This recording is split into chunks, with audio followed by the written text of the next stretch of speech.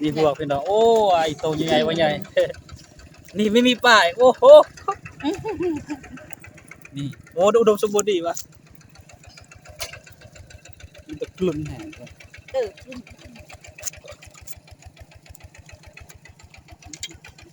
มีกระปูกระมีว่าเก็บเรื่อยแล้วเสื้อเคยทายเบอร์นี่เคยทายแต่เลยมีตัวกันนี่เนาะตัวขี้โพเขาว่ามีปลารสพี่น้องโอ้ครับพวกกบก็มีคือกันพี่น้องเนาะ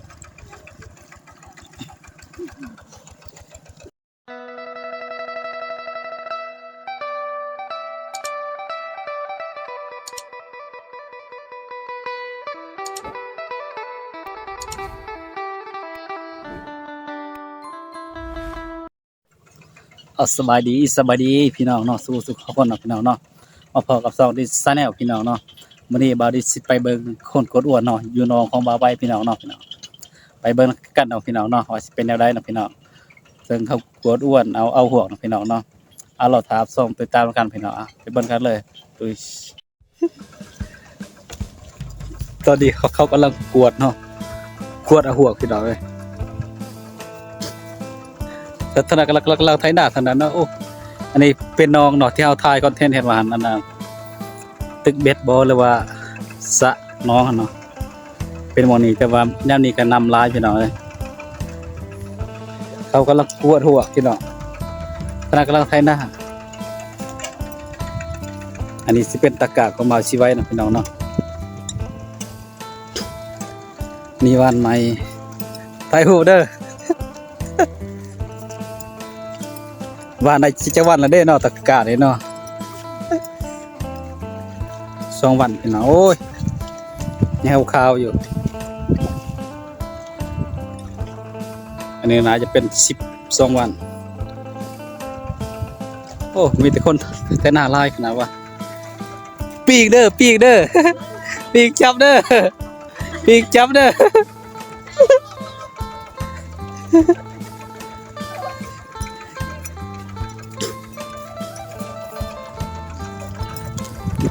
ไปเบิ่งหัวเบิ่งได้หรือบ่ยานปีกเด้อบ่าวแพกเราไทยได้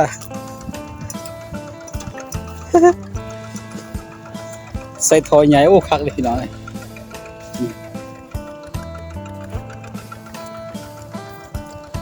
น้ำเลิกพี่น้องเอ้ย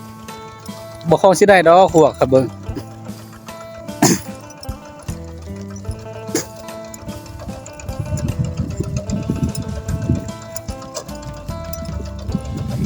เฮ็ดให้เขาก่อนเด้อเฮ้ยโอ้คักว่ะไปเบิ่งหัวเขาสิได้สิเด้อบ่ปาดทู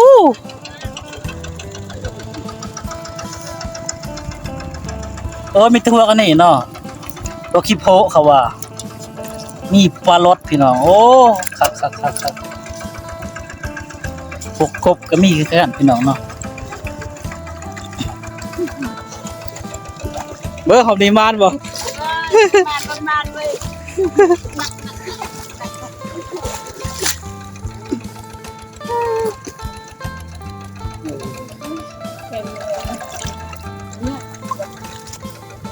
ดึงปุ๊ชักเลยสั่งเลยใจอ่ะโอ้ไม่มีลายเว้ยใครจันเลยนี่พวกพี่น้องโอ้ไอโตยังไงวะใหญ่นี่ไม่มีป้ายโอ้โหนี่โอ้อุดมสมบูรณ์ดีวะมันตะกลุนแห้ง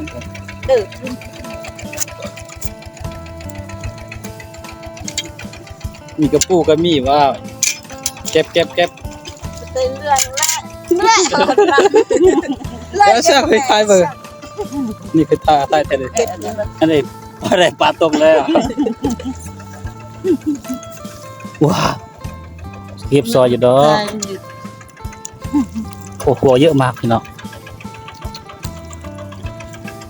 เอ๊ะตกแล้วน้องโอ้ยเป็นคนไทยด่าวะ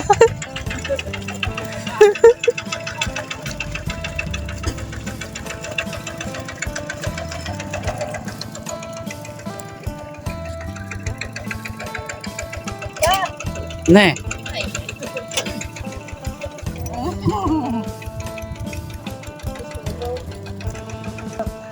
ลองเบิ่งปิ้งเด้อน้องนี่ใหญ่ขนาดพี่น้องเอ้ยนี่ทั้งใหญ่ทั้งกว้างทั้งเลิกน้องตัวนี้มองนี่โอ้โคตรเลยนี่มองมีใหม่อันนี้โคตรเลิกพี่น้องแล้วเขากวดทางแคบเนาะกวดอยู่กลางนอนนี่บ่ได้ดอกพี่น้องประมาณเพียงแอวเลยเลิกเลยไปกวดอ้วนหน่อยๆมันสิได้บ่เนาะหากมันก็ได้อยู่เพราะว่าหัวมันลายพี่น้องมันบ่ลายแล้วพี่น้องนี่มันแลนนี่บรรยากาศกับต้อยทุ่งนาเนาะพี่น้องเนาะโอ้คักแล้วเลยกวดเนาะ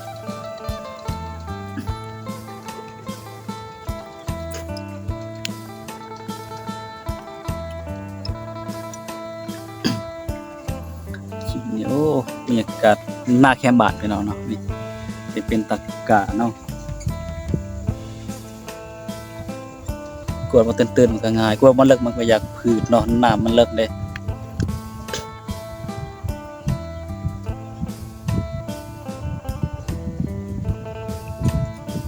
ท่านนั้นก็มีแต่คนไทยหน้าพี่น้องเนาะโอ้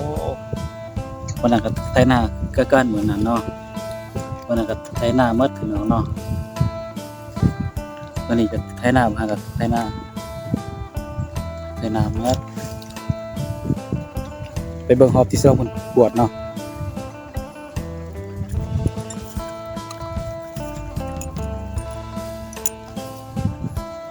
ได้อยู่บ่พี่น้องฮอบที่2เกี่ยว2ฮอบพี่น้องเกี่ยว4เด้อเกี่ยวมาพี่เนาะไปเบิ่งเพ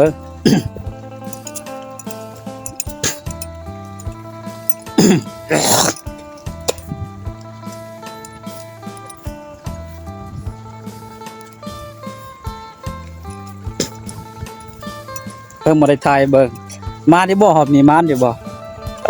บ่มาดอกเนาะพระเจ้าคนบ่มานะหาคิดบ่ได้หอมนี่แห้งมานได้แม่ได้อีก2โตเพิ่มกวดอันนั้นบ่ได้ดอกกวดนั่นน่ะ เมื่อยบ่พอแล้วกินสำนี้จักคนกินบ่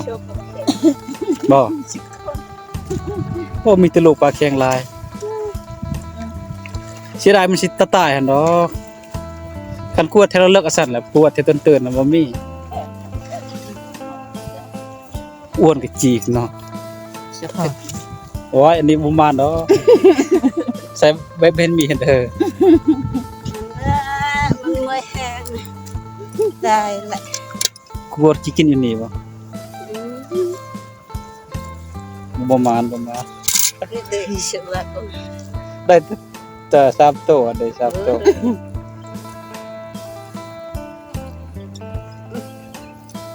กวดว้ายตัวใหญ่ขนาดนั้นเว้ยไทยเตรียมมาคือติ เหลือใช่